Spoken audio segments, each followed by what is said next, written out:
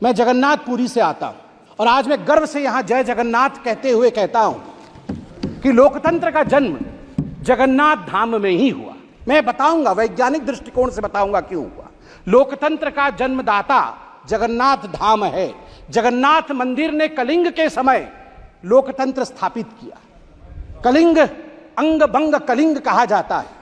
कलिंग के नरेश, कलिंग के राजा, कलिंग के सब कुछ भगवान जगन्नाथ है। वो तो जगत के नाथ हैं, वो तो ब्रह्मांड के नाथ है।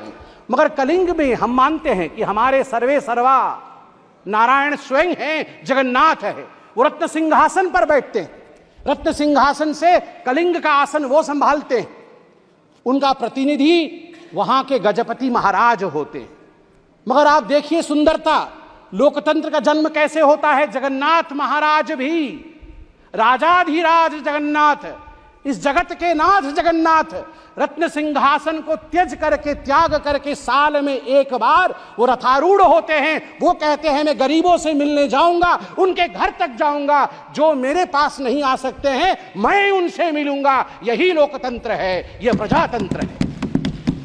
और जब रत्न सिंहासन त्यज करके जगन्नाथ रथारूढ़ होते हैं, रथ पर आते हैं, तो गजपति महाराज, उड़ीसा के जो महाराज हैं, वो अपने हाथ में झाड़ू लेकर खुद जगन्नाथ के आगे झाड़ू चलाते हैं। उस दिन वो सफाई कर्मचारी बन जाते हैं और गर्व के साथ मैं उत्कल पुत्र उड़ीसा का निवासी कह सकता हूं। इसी कारण से उड़ीसा में जाति प्रथा नहीं है, क्योंकि हमारे राजा को झाड़ू पकड़ना पड़ता है।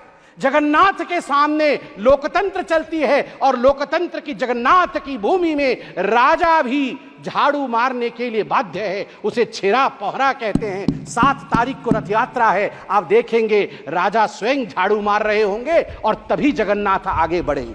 यह लोकतंत्र की महिमा है। जब तक सनातन है तब तक लोकतंत्र रहेगा भारतवर्ष में।